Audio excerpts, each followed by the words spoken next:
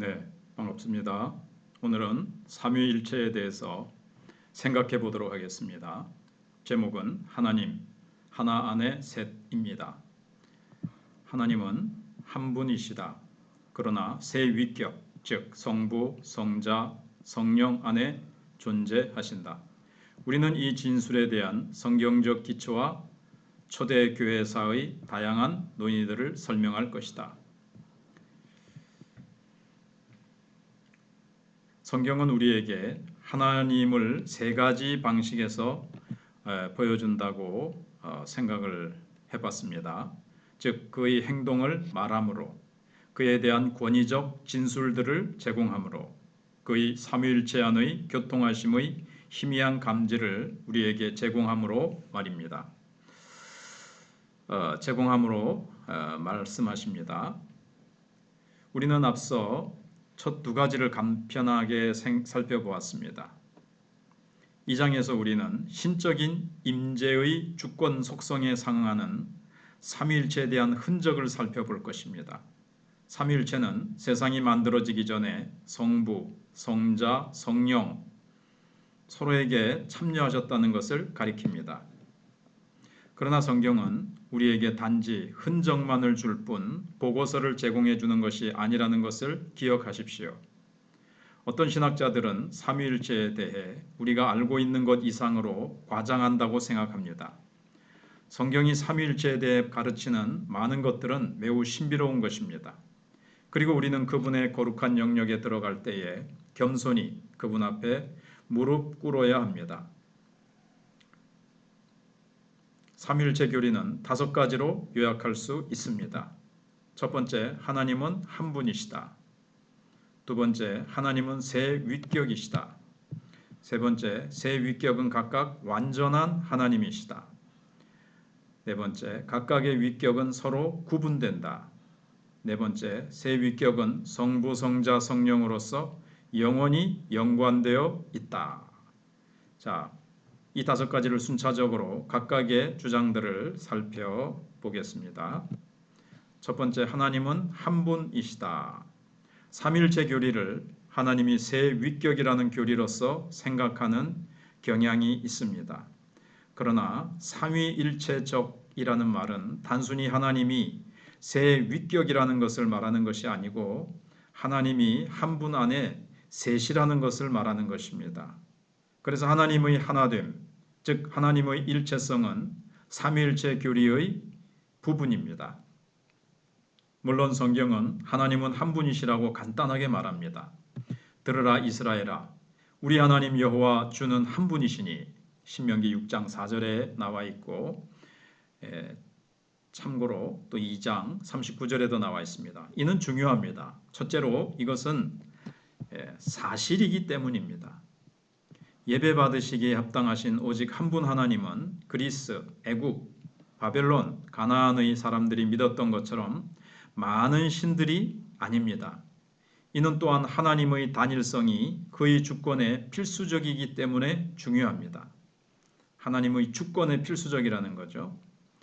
오직 한 분만이 세상의 통치 안에 완전하게 계실 수 있으며 궁극적인 권위를 가지고 말하실 수 있고 사람들과 가장 친밀한 임재가 되실 수 있습니다. 왜냐하면 오직 한 주만 계시기 때문에 오직 한 구원자만 계실 수 있습니다. 우리가 보아온 것처럼 구원은 주께 속한 것입니다. 두 번째로 하나님은 세 위격이시다라는 겁니다. 물론 성경은 신비한 의미에서 하나님이 세 위격이라는 것을 또한 가르칩니다. 비록 신약 성경의 명료함이 구약 성경에는 없지만 하나님의 복수성에 대해서 말하고 있습니다. 네, 구약 성경에는 신약 성경만큼 삼위일체에 대해서 명확하게 얘기하고 있지는 않지만 분명히 하나님의 복수성에 대해서는 말하고 있다는 겁니다. 예를 들어 구약에서 하나님의 지혜는 신적인 속성입니다. 또한 이는 하나님으로부터 구분되고 세상을 창조하신 하나님이 사용하신 도구입니다. 이 지혜라는 것은 하나님의 말씀을 말하죠. 그리고 그의 이름, 그의 영광, 그의 영, 주의 천사들에 대해 동일하게 유지됩니다. 잘 모르시는 단어나 부분이 있어도 계속 그냥 따라오시다 보면 이해가 되실 겁니다. 때로 구약 성경의 신성은 삼중적 품성을 언급합니다. 이사야 63장 9절 10절 보시면 그들의 모든 환난에 동참하사 자기 앞의 사자로 하여금, 이 사자가 예수님을 구약시대 때 나타내는 겁니다. 그들을 구원하시며 그의 사랑과 그의 자비로 그들을 구원하시고 옛적 모든 날에 그들을 드시며 안으셨으나 그들이 반역하여 주의 성령을, 여기도 나오죠, 성령을 근심하게 하였으므로 그가 돌이켜 그들의 대적이 되사 친히 그들을 치셨더니, 시편 33편 6절, 이사야 48장 16절, 학개 2장 5절로 7절에서도 또한 이 셋성을, 이게 이제 번역을 하다 보니까 셋성이라는 말보다 더 좋은 거를 잘 발견을 못한 것 같아요. 한 하나님 안에 셋, 이걸 얘기하는 거죠. 셋성을 발견할 수 있습니다. 그러나 구약 성경에 나타난 이 셋성은 모두 희미하고 신비롭습니다. 신약 성경에 의하면 이 셋성은 세 위격, 즉 성부, 성자, 성령이 하나님이시라는 고정된 교리입니다. 어떻게 이것이 가능하게 됩니까? 왜냐하면 신약 성경이 쓰이기 전에 성자와 성령 모두 세상에 오셨기 때문입니다. 놀랍게도 대부분이 유대인인 신약의 기자들은 인간을 예배해야 한다고 느끼게 되었습니다. 자, 예수님이 사람으로 오셨는데 예수님을 예배해야 된다고 느꼈다는 거예요. 하지만 인간 예수님은 하나님 자신 외에 다른 분이었습니다. 성부 하나님과 구별되는 또 다른 분이었다라는 것을 느꼈다는 거죠. 오순절에 교회로 임하셨던 성령께서 또한 전적으로 하나님이셨다는 것을 그들은 알았습니다. 그래서 지속적으로 하나님은 한 분이라고 고백하면서도 하나님이신 셋을 인식했습니다. 자주 신약 성경에서 세 신적 위격들은 나란히 줄지어 나타납니다. 마태복음 3장 16절, 예수님께서 요단강에서 세례받고 올라오실 때 하늘에서 성부 하나님의 음성이 들리고 성령님께서 비둘기같이 임하시는 그 장면입니다. 요한복음 14장 16절에서 18절, 로마서 1장 1절로 4절, 5장 1절로 5절, 히브리서 2장 3절로 4절, 베드로전서 2장 1절에 또 삼위 하나님이 줄지어서 나타나는 것을 볼 수가 있습니다. 이것들을 한번 비교해 보시면 되겠습니다. 또 보시면 그러므로 너희는 가서 모든 민족을 제자로 삼아 아버지와 아들과 성령의 이름으로 세례를 베풀고, 마태복음 28장 19절에 되어 있죠. 그래 여기서도 아버지, 아들, 성령 삼위 하나님이 나란히 나타나고 있습니다. 자, 여기는 우리가 축도할 때 많이 들은 건데요. 주 예수 그리스도의 은혜, 예수 그리스도, 그 다음에 하나님, 성부 하나님이죠. 사랑과 성령의 교통하심. 그래서 예수, 성자, 성부, 성령, 하나님이 그 은혜, 사랑, 교통하심이 너희 무리와 함께 있을지어다. 삼위 하나님이 나란히 나타나고 있습니다. 세 번째, 세 위격은 하나님이시다 하는 겁니다. 세 위격이 실제로 동일하다는 것을 인식하는 것은 중요합니다. 세 위격 사이에 높낮이나 차별이 없고 동일하다는 것을 잘 기억하셔야 됩니다. 왜냐하면 각각은 전적으로 하나님이시기 때문입니다. 한 위격이라도 모자람이 없으세요. 한 위격이 다른 위격보다 모자람이 없다는 겁니다. 이는 성부와 성령의 경우에 아주 분명합니다. 그리스도의 신성에 대한 논쟁들이 있습니다. 교회가 시작된 이래로 기독교회의 결론과 성경 자체의 결론은 성부, 성자, 성령은 각각 전적으로 하나님이시라는 것입니다. 이미 앞서 13장에서 13장을 먼저 공부했죠. 교리 강좌에서. 거기에서 예수는 누구신가를 생각했을 때, 우리가 예수 그리스도는 누구신가를 생각했을 때 하나님이시라는 신성을 이미 우리가 살펴보았기 때문에 잘 이해하실 겁니다. 그 다음에 네 번째, 각각의 위격은 서로 구분된다. 한 하나님이시지만 위격은 각각의 위격, 성부, 성자, 성령은 서로 구분됩니다. 구별된다는 거예요. 이러한 논의는 약간의 어려운 문제들을 남겨놓습니다. 한 분 하나님이 계십니다. 그러나 세 신적 위격이 그 안에 존재합니다. 이는 모순됩니다. 그러나 하나님의 말씀인 성경은 결코 모순되지 않습니다. 그렇다면 어디에 그 절충점이 존재합니까? 어떤 사람들은 하나님이 실제로 하나이시지만 단지 외관상으로만 셋이라고, 외관상으로만 셋으로 나타나셨지 실제로는 한 분이시다, 이런 입장들을 설득시키려고 생각했습니다. 성부, 성자, 성령 세 가지의 다른 역할을 수행하시는 한 분 하나님이시다, 이렇게 생각하는 거죠. 때로 그는 한 분이신데 때로 성부로, 때로 성자로, 때로 성령으로 나타나십니다. 이러한 입장은 양태론이라고 불립니다. 제가 교회에서는 목사, 집에 가서 자녀들에게는 아버지, 부인에게는 남편, 이런 역할을 한다는 거예요. 수행하는 역할이 다르다는 거죠. 내가 장홍이라는 한 사람이 아버지, 목사, 남편 이렇게 나타난다는 거예요. 이걸 양태론이라고 합니다.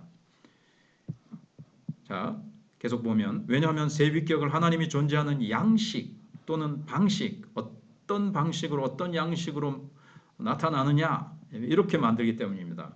여기에 따르면 성부, 성자, 성령은 한 위격이 아닙니다. 양태론은 초기 옹호자 중 한 사람인 사벨리우스, 그 이후로 사벨리안주의라고 이제 불리는데요. 오늘날의 연합 오순절파는 예수께서 유일한 신적 위격이라고 또 가르치는 그런 파도 있습니다. 그들은 이것을 예수 유일주의라고 부릅니다. 교회는 그러나 양태론을 이단으로 정죄했습니다. 성경과 달라요. 양태론은 분명하게 비성경적입니다. 왜냐하면 세 위격은 서로 교통하십니다. 한 분이 세 가지 역할로 그때그때 이렇게 겉으로 나타난 게 아니고 실제로 그 안에 세 위격이 있으시고 세 위격이 서로 교통하신다는 거예요. 예수님은 성부에게 기도하십니다. 요한복음 17장. 성부는 예수님이 지상에 있는 동안 하늘로부터 말씀하십니다. 마태복음 3장 17절에서 예수님이 세례받고 올라오실 때 이는 내 사랑하는 아들이요 내 기뻐하는 자로다 라고 성부 하나님께서 예수님께 말씀하시거든요. 성부와 성자는 함께 성령을 또 세상에 보내십니다. 그리고 성령은 예수님을 증거하십니다. 성령은 예수님과 동일하지 않은 내가 또 다른 보혜사를 보내겠다 이렇게 말씀하시거든요. 여기서 서로 상호작용하고 인간들이 행하는 것처럼 변하고 세 역할을 수행하는 하나의 인격이 아닌 세 개의 다른 위격을 보게 됩니다.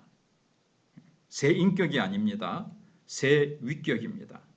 그래서 세 위격은 하나인 동시에 셋이며 연합인 동시에 하나로 연합하시면서 또 각각 세 위격은 구분 혹은 구별됩니다. 여기 그림 1을 보십시오 했는데 그림 1을 밑에 없지요. 잠시 뒤에 보여드리겠습니다. 성부는 하나님이십니다. 성자도 하나님이십니다. 성령도 하나님이십니다. 그러나 성부는 성자가 아니고 성자는 성령이 아니며 성령은 성부가 아닙니다.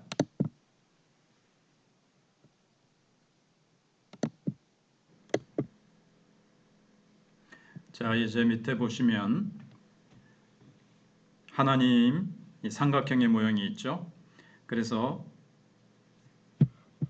여기 성부 하나님이다. 성부는 하나님이십니다. 그리고 성자도 하나님이다. 하나님이십니다. 성령도 하나님이다. 이십니다. 그렇죠? 성부 하나님, 성자 하나님, 성령 하나님. 그런데 성부는 성령이 아니다. 구별돼요. 성부는 성자가 아니다. 성령은 성자가 아니다. 구별되는 거예요. 그러나 성부도 하나님, 성자도 하나님, 성령도 하나님. 그래서 다 같은 한 하나님이세요. 그러나 서로 구분된다는 것, 이렇게 그림을 잘 기억하시면 되겠습니다. 그 다음에 이 그림 때문에 좀 글자가 밑으로 내려왔는데요. 다섯 번째, 세 위격은 성부, 성자, 성령으로서 영원히 연관된다. 이미 언급한 삼위일체에 관한 성경 자체의 가르침은 거의 완성된 것입니다. 그러나 여러분은 교회가 삼위일체에 관한 문제들과 의문들에 대해 다룬 방식에 대해서도 알아야 합니다. 삼위일체는 어려운 교리이니 실수하지 마시기 바랍니다. 교회는 이에 대해서 심각한 전투를 벌여야 했습니다. 이단들의 많은 공격이 있었다는 것이지요. 가로 1번 본질과 위격입니다. 우선 교회는 어떻게 하나님이 한 분이시고 하나님이 셋인지를 나타내기 위한 표준 용어를 수용했습니다. 교회는 하나님이 하나의 본질이시고 세 위격이라고 선포했습니다. 이러한 용어들은 성경적인 것이 아니라 철학적인 것입니다. 신학적인 목적을 위해 성경 외의 용어들을 사용하는 데에는 아무런 문제가 없습니다. 성경의 헬라어와 히브리어를 영어 단어들로 사용할 때도 그렇게 합니다. 실제로 삼위일체라는 단어는 성경 안에 존재하지 않습니다. 신학 작업은 성경을 읽는 것만이 아닙니다. 사람들이 질문하는 문제에 성경을 적용하고 그들의 필요에 성경을 적용하는 것입니다. 나중에 이 문제를 더 논의할 것입니다. 잠깐 예를 들어보면 이신칭의라는 용어는 없지요. 그러나 이신칭의를 믿음으로 의롭게 된다. 이렇게 되면 말이 좀 길잖아요. 그런데 한 번만 이신칭의는 믿음으로써 의롭게 된다. 라는 준말이다. 삼일자와는 조금 다르긴 해도 그렇게 이신칭이라는 말을 한번 약속을 해놓으면 그때마다 믿음으로 의롭게 된다. 믿음으로 의롭게 된다. 길게 할 필요 없이 이신칭의 그러면 간단하게 알아듣는 것처럼 삼위일체라는 말을 하나 만들어 가지고 사용한다고 해서 성경에 없는 것을 사용하는 것이냐? 그렇지 않아요. 용어는 성경에 없지만 그 안에 있는 내용은 성경에 있는 거예요. 자, 계속해서 생각해 보겠습니다. 본질은 그가 실제로 무엇인가와 같은 어떤 것을 의미합니다. 그래서 성부는 진실로 하나님이며 성자도 진실로 하나님이시고 성령도 진실로 하나님이십니다. 또는 여러분은 하나님의 하나님 되심으로써 하나의 본질을 생각할 수 있습니다. 그러나 의미하는 모든 것은 세 위격이 한 분 하나님이시다. 세 위격이 한 분 하나님이시라는 것입니다. 그리고 세 위격은 각각 그러한 한 분 하나님이시라는 것입니다.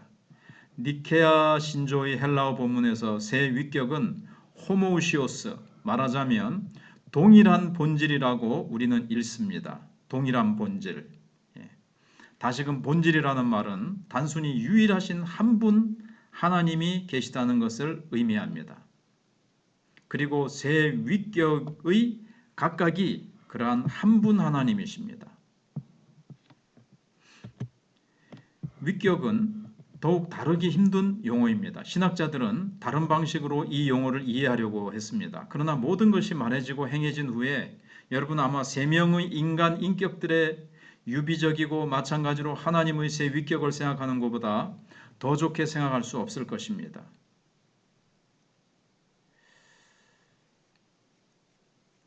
계속 보면서 생각을 해보시죠. 제가 지금 설명하는 것보다 교회는 어떻게 이단들이 잘못되었는지를 보여주기 위해 이러한 용어들을 사용했습니다. 아리우스파는 성자와 성령이 피조된 존재들이라고 말했습니다. 성자와 성령님, 성부 하나님만이 창조주라는 거죠. 그러한 관점에서 예를 들면 성부와 성자는 동일한 본질이 아니며 참된 한 분 하나님이 아니게 되는 거예요. 그러니까 잘못된 이단이죠. 이미 언급했던 것처럼 사벨리안주의자들은 하나님이 세 위격이시라는 것을 믿지 않았습니다. 그러니까 사벨리안주의자들도 이단이고요. 그들은 하나님은 오직 한 분이라고 생각했습니다. 그래서 교회는 신조들에서 하나님이 한 본질이시며 세 위격이시라는 언어를 사용했습니다.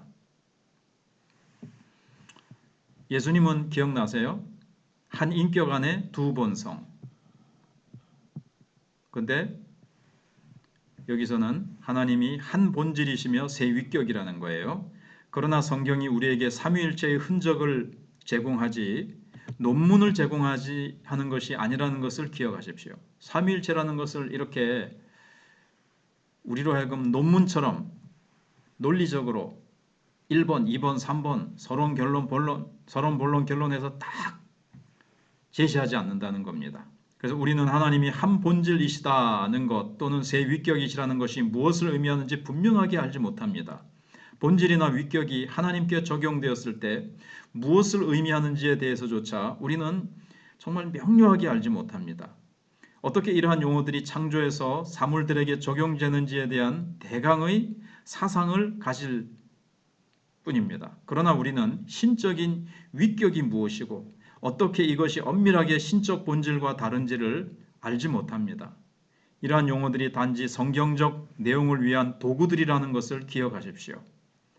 이러한 전문적인 신학 용어들을 배울 때 성경에 없는 하나님에 대한 정보, 즉 오직 성경으로부터 벗어나서 배울 수 있는 것에 대해 배우는 생각을 종종 얻습니다. 그러나 이는 확실하게 옳지 않습니다. 성경을 벗어나서 배울 수 없습니다.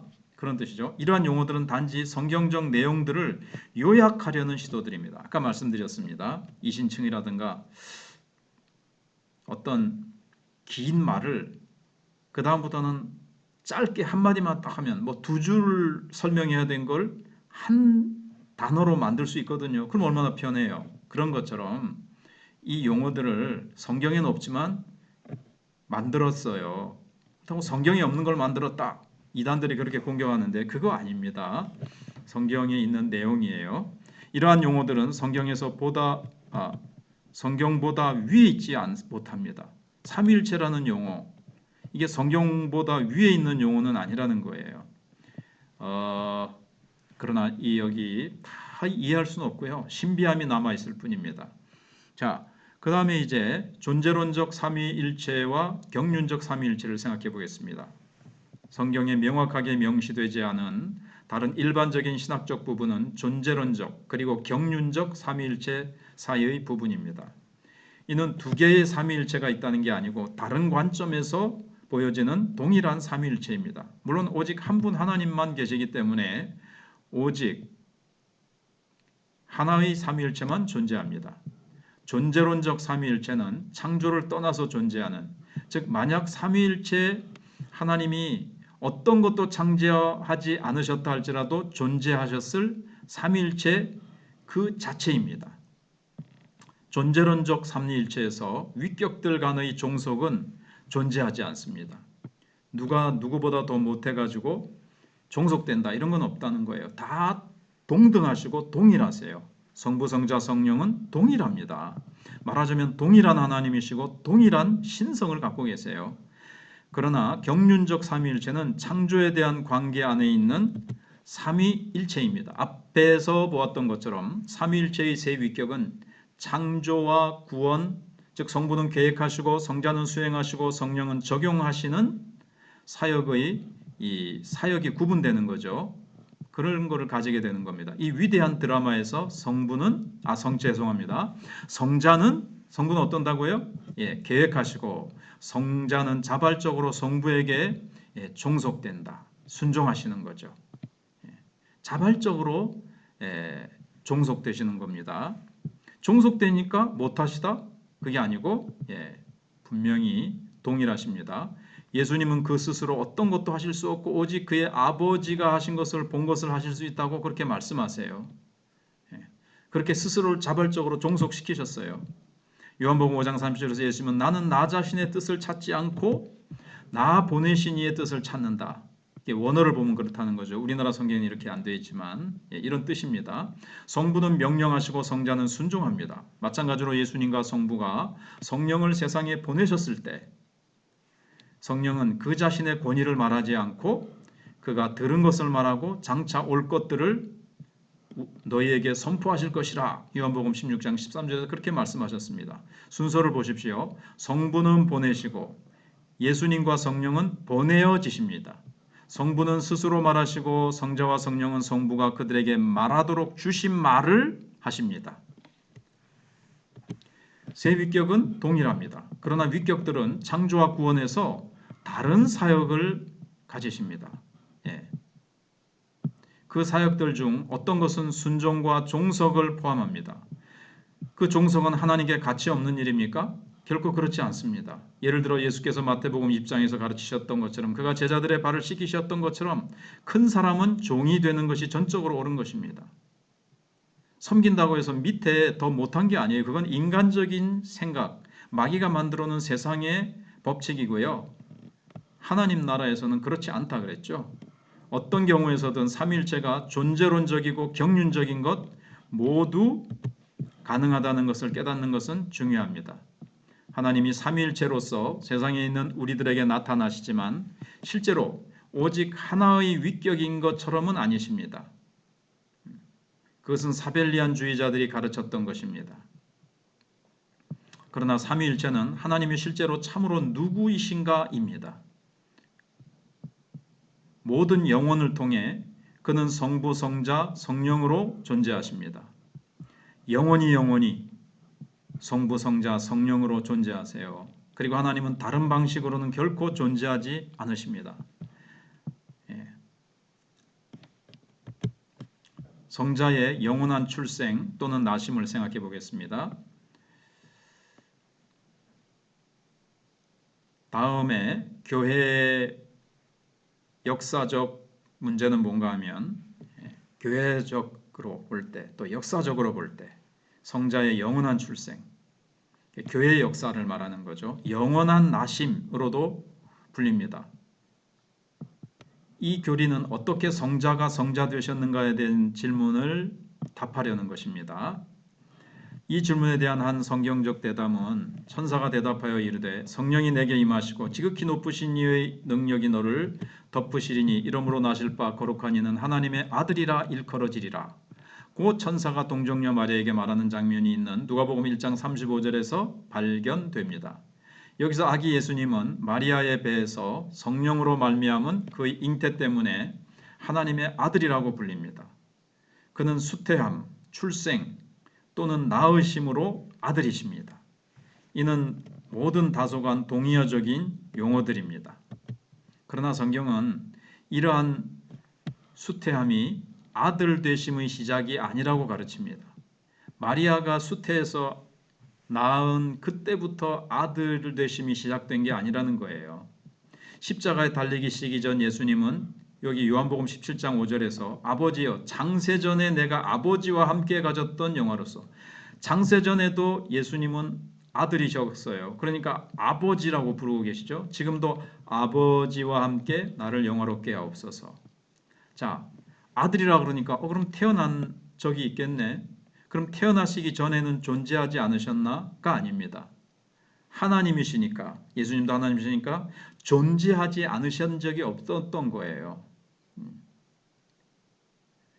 영원 이게 참 어려운 거죠. 예. 영원 전부터 예수님은 존재하셨던 거죠. 자, 조금 보면서 또 말씀드리겠습니다. 예수님은 그가 마리아의 배에서 수태되기 전에 그의 하늘 아버지의 아들이셨습니다. 신학자들은 만약 예수님이 이미 영원 안에서 아들이셨다면 그를 성자로 만들었던 영원 안에서 어떤 종류의 수태 또는 출생 또는 나심이 있었는가에 대해서 묻습니다. 신학자들은 예수님의 시간 안에서 나심이 영원 안에서 시간 전에 다른 나심에 병행하는지 의구심을 가집니다. 자, 일단은요. 예수님은 그러니까는 출생이라는 것은 시간 안에서 존재하는 거예요. 출생하기 전에는 존재하지 않았죠. 그러나 예수님은 영원 속에서 영원이라는 것은 과거, 현재, 미래가 없어요. 시간이 없어요. 거기서 나셨다라는 것은 표현이 나셨다는 것이지 그러면 나시기 전에는 안 계셨겠네. 이런 개념이 없는 거예요. 영원에서는. 자, 이 질문은 오히려 사색적이라고 생각합니다. 성경은 이에 대해 말합니다. 그리고 우리는 성경이 말하는 것을 들을 필요가 있습니다. 성경은 예수님을 요한복음 1장 14절 18절과 3장 16절과 같은 본문들에서 독생자를 의미하는 용어인 모노게네스라고 독생자로서 기술합니다. 근래 이에 대한 논쟁들이 있습니다. 어떤 성경학자들은 그 단어가 독생자보다는 유일한을 의미한다고 생각합니다. 그러나 저는 옛 관점이 옳다고 생각합니다. 즉 유일함보다는 독생자가 맞다는 거죠. 그래서 이 본문들은 예수님이 세상에 만들어지기 전 아버지에 의해서 나셨다는 것, 그리고 그가 아버지에 의한 유일한 아들, 즉 독생자이심을 나타냅니다. 그래서 니케아 신조처럼 예수님은 모든 세상 전에 그의 아버지의 낳으신 하나님의 독생자요, 하나님으로부터 하나님이요, 빛으로부터 빛이요, 참 하나님으로부터 참 하나님이요, 나셨고 만들어지지 않았으며 만들어지지 않으셨어요. 낳으셨다고 해서 하나님, 성부 하나님이 만드신 게 아니에요. 아버지와 동일 본질이시다라고 기쁘게 고백합니다. 자, 이게 좀 신학적인 거 하니까 골치 아프다 이렇게 생각하실지 모르겠는데 그래도 한번 들어보시면 좋겠고요. 또 여러 번 들어보실 수도 있습니다. 본질과 위격이 무엇을 의미하는지에 대해 제 자신이 확실하지 않다는 것이 유일한 문제입니다. 즉 이거를 우리 인간이 다 이해할 수 없다는 거예요. 제자훈련 시간에 제가 말씀드린 것처럼 이게 인간의 머리로 이해가 되면 하나님하고 나하고 수준이 같다 그랬죠. 근데 어떻게 하나님하고 우리하고 수준이 같을 수가 있어요? 하나님의 이 신비하고도 이 인간의 이성으로 도저히 이해할 수 없는 그 하나님의 광대하심, 바로 그겁니다. 자, 영원하게 나셨다. 영원히 나셨다. 이게 뭘 의미하겠습니까? 지상에서 아버지가 아들이나 딸을 낳을 때 그 아이는 부모보다 젊습니다. 그러나 그것은 예수님의 경우는 아닙니다. 성부 하나님이 예수님보다 더 먼저 계셨다든가 더 높다든가 이런 개념이 없다는 거예요. 예수님과 성부는 영원하게 존재하시는 동일한 연대이십니다. 지상에서 출생은 남성과 여성이라는 반대성의 두 부모가 필요합니다. 그러나 영원한 출생은 아니지요. 우리 생일날이 있죠. 언젠가 내가 존재하지 않던가 언젠가 출생하면서 나는 비로소 존재하게 됐는데 예수님은 존재하지 않으셨던 적이 없다는 거예요. 영원이라는 세계 속에서 영원히 나셨다라는 것은. 지상의 부모들은 아이를 낳을 때 그 아이는 약하고 무력하고 무지합니다. 그러나 영원에서 하나님의 아들은 결코 약하거나 무력하거나 무지하지 않으십니다. 그가 아이로 태어났을 때 하나님의 아들은 땅 위에서 그렇게 되셨습니다. 좀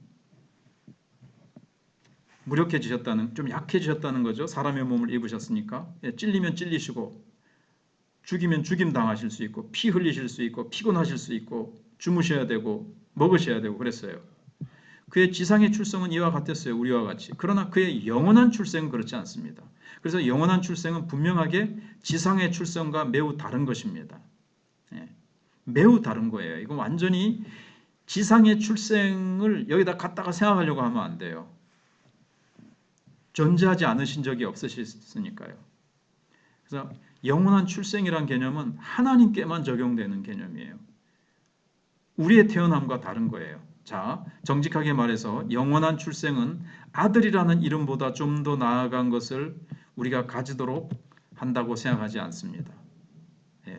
예수님은 영원한 성자이십니다. 정의에 의해 아들들은 아버지들에 의해서 출생된 사람들입니다. 그러나 우리는 아들의 출생이라는 것을 제외하고는 영원한 출생에 대한 어떤 것도 알지 못합니다. 영원한 출생, 이해가 되세요? 그게 뭘까? 알 수가 없어요, 우리는. 영원한 출생의 교리는 아마도 왜 동정녀에 비해서 인간 아이로서 출생된 것이 성부가 아닌 성자가 적당했는지를 알도록 우리를 돕습니다. 이 용어는 왜 성부가 아니고 성자가 순종하는 종으로 세상에 오셨는지에 대한 흔적을 우리에게 제공하는 것입니다. 성부가 만약에 성자가 보내셔가지고 성부가 출생해서 오셨다 그러면 그 용어에 있어서 좀 그렇죠. 근데 마침 성자 아들 예수님이 이 땅에 마리아의 배를 통해서 오셨으니까 좀 뭔가 우리에게 어떤 흔적을 제공해 주잖아요. 자, 4번 성령의 영원한 출례입니다. 이제 성자 예수님에 대해서 생각해 봤고 성령님입니다. 삼위일체를 연구하면서 이어지는 역사적 문제는 성령의 영원한 출례입니다.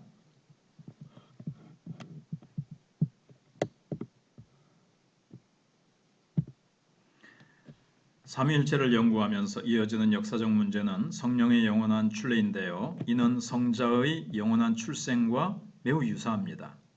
예수께서 역사 안에서 나시거나 또는 출생하셨던 것처럼 성령은 많은 경우에 특별히 예수님의 승천 후 오순절에 하나님으로부터 출례하셨거나 또는 보내지셨습니다. 나오신단 말이죠. 성자로부터 성부로부터 나오신다 또는 보내지셨다 이런 표현을 씁니다. 그래서 신학자들은 오순절에 세상 안으로 그분의 출례에 상응하는 영원한 출례가 존재하는지 질문해 왔습니다.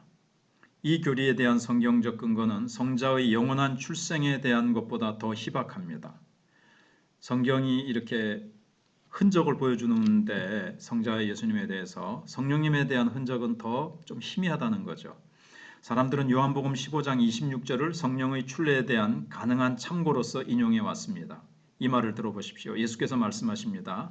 그러나 내가 아버지로부터 너희에게 보낼 보혜사가 오실 때 아버지로부터 출례하시는 진리의 영이신 그가 나에 대해 증언할 것이다. 여기서 출례하다라는 원어에 보면 출례하다라는 말이 있다는 거예요. 이게 영원한 출례를 지시하는 것으로 여겨졌습니다. 이것이 무엇을 의미하는지, 영원한 출례가 뭐냐? 확실히 우리는 잘 모릅니다. 하나님에 대한 거니까요.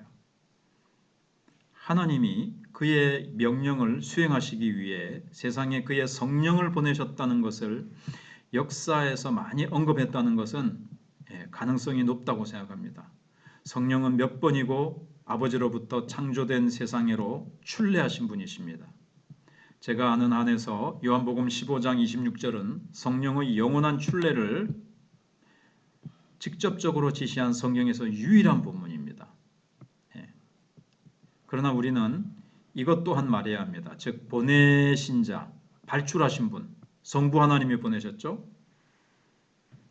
성령님은 성자 예수님도 보내셨습니다. 즉 보내신 자가 되는 것보다 보냄을 받는 자가 되는 것이 적당하도록 하는 성부와 성자에 대한 그의 영원한 관계, 즉 성령의 영원한 본성에 대한 것이 있어야 됩니다. 보내지시게 되는 영원한 특성을 우리는 그의 영원한 출례라고 부릅니다. 제 생각에는 이 정도가 우리가 말할 수 있는 최상입니다. 한 번 더 말씀드려 볼게요. 즉 보내시는 분이 되는 것보다 보냄을 받는 자가 되는 것이 적당하도록 하는 성부와 성자에 대한 그의 영원한 관계, 보내시는 분과 보냄을 받는 자와의 그 어떤 그 속에 영원한 관계가 있다는 거예요. 어떤 위격은 보내시고 어떤 위격은 보냄을 받는 어떤 그런 성격, 어떤 그런 관계 이런 것들이 그분들의 그 본성 안에 그런 관계들이 있다는 거죠. 그런 게 있어야 되는 거죠. 뭐 즉흥적으로 돌발적으로 보내시는 것이 아니라 그분들 안에 그 세 위격 안에 어떤 그런 법칙이라 그럴까요? 그 본성들 이런 것들이 있다는 거죠. 영원한 특성. 그게 그의 영원한 출례라고 부르는 거예요. 자, 이제 계속 보겠습니다. 이 교리가 직접적으로 아주 적은 부분에서 성경적인 지원을 가지고 있기 때문에 이로부터 문제를 일으키지 않도록 여러분에게 조언했습니다. 그러나 어떤 사람들은 이 문제를 크게 만들었다는 것을 알아야 합니다. 그리고 실제로 많은 사람들이 여전히 그렇게 하고 있습니다. 1054년 서방교회와 동방 사이, 서방교회와 동방교회가 있거든요. 그 크게 이렇게 나누어져 있어요. 사이에 분열은 왜 생겼냐면요. 동방교회는 성령이 아버지로부터 나오신다. 고 말한 니케아 신조의 원래 입장을 유지했어요. 그러니까 성령님은 아버지로부터만 나오신다는 거예요. 예수님은 아니고. 근데 서방교회는 어거스틴의 영향을 받아서 서방교회는 성령이 성부와 성자 두 위격 모두로부터 발출하신다는 것을 추가했습니다. 우리는 어디에 속할까요? 우리는 서방교회에 속하고 있죠. 제가 우즈벡 키르기스탄 우리 아랫동서 선교사 있는 우즈벡 키르기스탄에 방문했더니 동방교회가 있더라고요. 러시아죠. 러시아의 교회가 옛날에 많았잖아요. 정말 기독교 국가였어요. 러시아가 전에. 근데 그게 이제 동방교회였어요. 동방교회. 자, 그다음에 이제 5번 삼위일체적 모델. 그래서 동방교회와 서방교회의 차이는 기억하세요. 성령이 아버지로부터만 번영을 받았다. 서방교회는 성령님이 성부와 성자 모두로부터 번영을 받았다. 이렇게 기억하시면 되겠습니다. 삼위일체적 모델에 대해서 생각해 보겠습니다.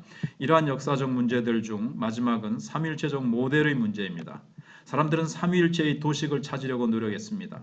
무엇보다도 삼위일체는 이해하기가 매우 어렵고 도식이나 그림은 이를 더 쉽게 가르칠 수 있었기 때문입니다. 성 패트릭은 삼위일체를 아일랜드 토끼풀, 즉 하나의 식물에 있는 세 개의 잎사귀와 비교했습니다. 물론 그 그림은 매우 좋은 것은 아닙니다. 여러분은 토끼풀을 세 부분으로 찢을 수 있습니다. 그러나 삼위일체는 그렇게 찢을 수 없습니다. 삼위일체는 이렇게 구별은 되지만 분리는 될 수 없어요. 한 분이시에요. 분리할 수 없는 하나로 존재하세요. 그래서 비물질적이에요. 삼위일체는. 근데 토끼풀은 물질적이에요. 그러니까 찢을 수 있는 거죠. 삼위일체는 세 위격입니다. 반면 토끼풀은 심지어 하나의 위격도 아닙니다. 인격도 아닙니다. 그러니까 비교할 수가 없는 거죠. 다른 신학자들은 더욱 정교한 모델 또는 도식을 제안했습니다. 기본적으로 두 종류의 삼위일체적 모델, 즉 심리학적 모델과 사회적 모델이 존재합니다. 심리학적 모델은 어거스틴에 의해 매우 상세하게 발전되었습니다. 어거스틴은 삼위일체가 위대한 마음과 같다고 생각했습니다. 인간의 마음에는 지성, 기억, 의지가 있습니다. 그러나 셋은 하나입니다. 인간의 마음이라는 거죠. 마음 하나 안에 지성, 기억, 의지가 있듯이 하나님 안에 성부, 성자, 성령이 존재하신다. 이걸로 가지고 설명을 하려고 그랬는데 이것도 아니에요.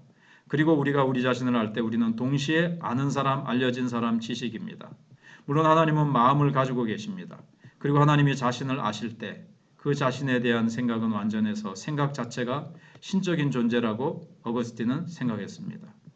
생각 자체가 신적인 존재라는 거죠. 삼위로 존재하는 것처럼 지성, 기억, 의지 또는 아는 사람, 알려진 사람, 지식. 그래서 삼일체의 세 위격은 아는, 알려진 그리고 지식으로서 하나님이라고 이런 모델을 가지고 설명하려고 했어요. 그러나 세 위격에 대해 충분히 설명하지 못합니다. 우리의 경험에서 알려진 것과 지식은 인격이 아닙니다. 뭐 아는 것, 알려진 것, 지식 이걸로 설명하는데 이 세 가지는 인격이 아니잖아요. 그래서 삼위일체는 기억, 의지, 지식도 아닙니다. 인간의 마음으로 설명 안 돼요. 심리학적 모델은 하나님의 단일성을 보여주기에는 매우 좋습니다. 그러나 세성을 보여주는 데는 그렇지 못합니다. 세 위격을 보여주는 데는 그렇지 못하다는 거죠. 즉 하나님의 본질을 보여주는 것에는 좋지만 세 위격을 보여주는 것에는 그렇지 못하다는 것입니다. 삼위일체의 다른 모델은 4세기 갑바도기아 교부들인 바실, 나지안주스의 그레고리, 니사의 그레고리로부터 온 것입니다. 이는 성부, 성자, 성령의 세 위격을 나와 나의 두 아들 저스틴과 조니로의 관계로 말합니다. 제가 있고 제 첫째 아들이 있고 둘째 아들이 있고 뭐 이런 식으로 설명을 하려고 그래요. 그들은 사랑 안에서 서로 연결되어 있습니다. 가족으로 설명을 해보려고 그러는 거죠. 흥미로운 것은 이러한 사회적 모델에서 누군가는 삼위일체를 인간 사회의 모델로서 보았다는 겁니다. 이 모델은 어느 정도까지는 좋은 모델이에요. 심리적 모델과는 달리 어떤 내적이고 인격적인 게 있어요. 사람들 3명을 가지고 아버지, 아들, 또 다른 아들 이렇게 했으니까 좀 비슷하려고 그러죠. 그러나 어떻게 셋이 한 분이신 하나님이신가를 알도록 도와주지는 못합니다. 사람은 딱딱딱 셋 사람이에요. 근데 하나님은 세 분이 아니에요. 세 위격이세요. 어거스틴은 하나의 인격, 하나의 마음으로 시작했습니다. 그리고 그 후에 그 마음 안에 있는 복합성이 셋을 말할 수 있는지를 보여줍니다. 그 마음 안에 셋이라는 복합성이 있죠. 그런 면은 좀 우리에게 한 면을 보여주는 건 있어요. 갑바다기아의 교부들은 셋을 가지고 시작했지만 아버지, 아들 둘 이렇게. 그러나 어떻게 하나님이 한 분이신지는 보여주지 못해요. 세 사람이 어떻게 또 한 사람이 돼요? 한 인격을 가져요? 그러니까 또 그게 설명이 안 되는 거죠. 그래서 논쟁은 이러한 모델사에서 왔다 갔다 합니다. 20세기 초에 이르자 저명한 개신교와 로마 가톨릭 신학자인 바르트라는 사람하고 라너라는 사람이 있는데 하나님이 의식의 세 중심을 가지고 계시지 않는다고 주장했습니다. 그들은 다소간 어거스틴의 모델을 따랐습니다. 심지어 바르트는 양태론에 가까이 있었습니다.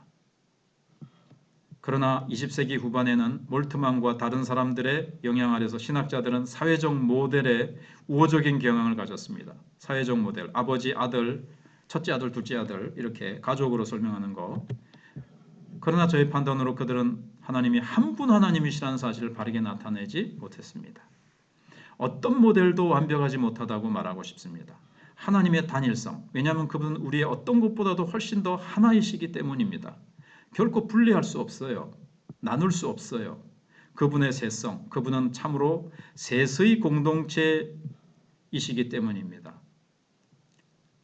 모두를 정당하게 하는 모델을 찾을 필요가 있습니다. 그림을 이용한 모델 없이 삼위일체의 신비를 인정하고 만족하는 것이 여전히 최선일 것입니다. 자, 삼위일체와 주권. 결론적으로 삼위일체 교리가 이 연구에서 저의 주된 주제인 하나님의 주권과 어떤 관계를 가지고 있습니까? 저는 연결되어 있다고 생각합니다. 하나님의 주권이 가장 중요하다고 생각하기 때문에 그래요. 알렉산더의 주교인 아다나시우스는 신앙의 위대한 영웅들 중 한 명이었습니다. 그는 니케아 신조의 삼위일체론의 옹호자로서 아리우스파 이단들에 대한 그의 교리적 위치로 인해 엄청난 핍박의 고통을 당했습니다. 그러나 그는 멈추지 않고 나아갔습니다. 그리고 실제로 하나님의 섭리를 통해 그의 주장은 널리 보급되었습니다. 이단의 핍박을 받으면서도 삼위일체 하나님에 대한 바른 교리를 잘 펼쳐나갔다는 거죠. 왜 아타나시우스는 그렇게 용기 있게 지속적으로 싸웠습니까? 철학적인 용어를 위해 살거나 죽으려고 했던 것이 아니었습니다. 성부는 성자와 하나의 본질이라는 공식을 위해서 그랬던 것입니다.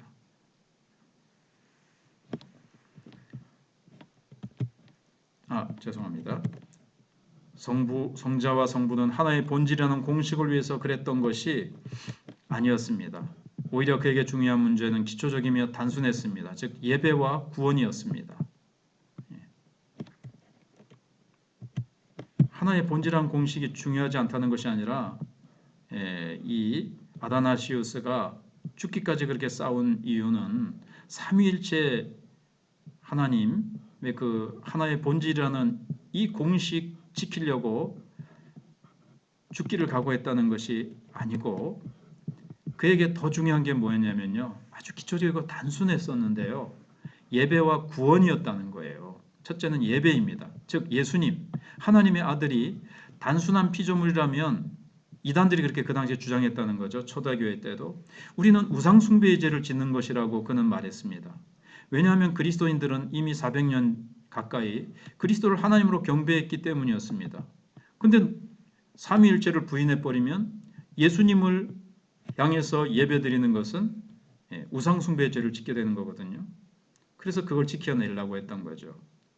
예수님은 예배받으시 합당하시다는 거예요. 만약 예수께서 존재론적 삼위일체 구성원, 즉 성부와 동일하시다면 그는 예배받기에 합당하십니다. 둘째, 구원입니다. 만약 아리우스파 이단들이 옳았다면 우리는 단순히 피조물을 통해서 죄로부터 구원받기를 희망하는 것이라고 아다나시우스는 말했습니다. 이 아리우스파는 예수님을 피조물로 본 거죠.